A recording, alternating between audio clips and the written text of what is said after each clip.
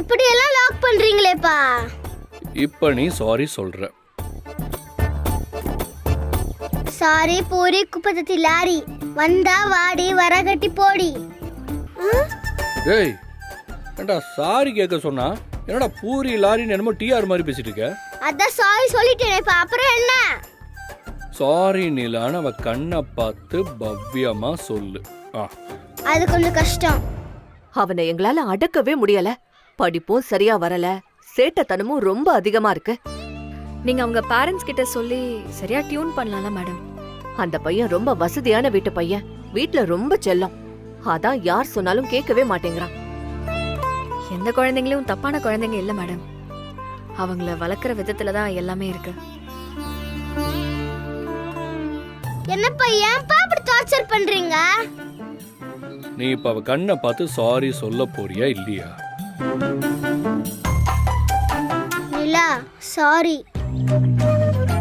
பரவாயில்ல கவின், நீ என் கிளாஸ்மேட் தானே, இருக்கட்டும். இனிமேல் நம்ம 2 பேரும் நல்ல ஃப்ரெண்ட்ஸா இருக்கலாமா? அதுக்கு கொஞ்சம் யோசிக்க டைம் வேணும். டேய் இதுக்கு எதுக்குடா டைம்? இப்பவே இந்த செகண்டே நீயும் நிலாவும் குட் ஃப்ரெண்ட்ஸ், ஓகேவா? நிலா நீ ஒன்றும் கவலைப்படாத, இவன் உன்னோட ஃப்ரெண்டு தான். 2 பேரும் ஹேண்ட் ஷேக் பண்ணிக்கோங்க.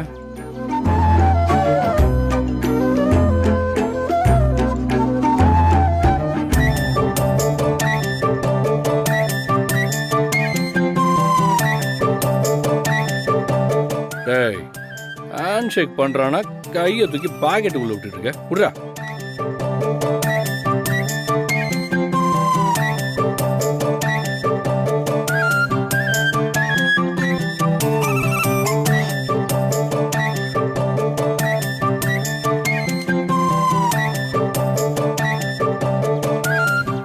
நிலாக்குட்டி உங்ககிட்ட சாரி கேட்டாச்சு, அதே மாதிரி உங்க அம்மா மேல சேர் அடிச்சாலும் ஒரு தடவை, அதுக்கு நான் அவங்க கிட்ட மன்னிப்பு கேட்கவே இல்லை.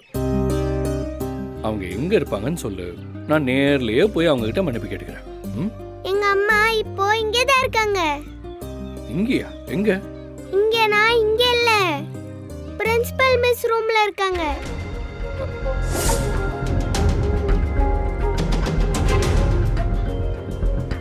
அப்படியா? ரொம்ப நல்லதா போச்சு. அப்ப இப்பவே போய் அவங்கள பார்த்து சாரி கேட்டுறேன். இனிமே 2 பேரும் சமத்தா இருக்கணும்.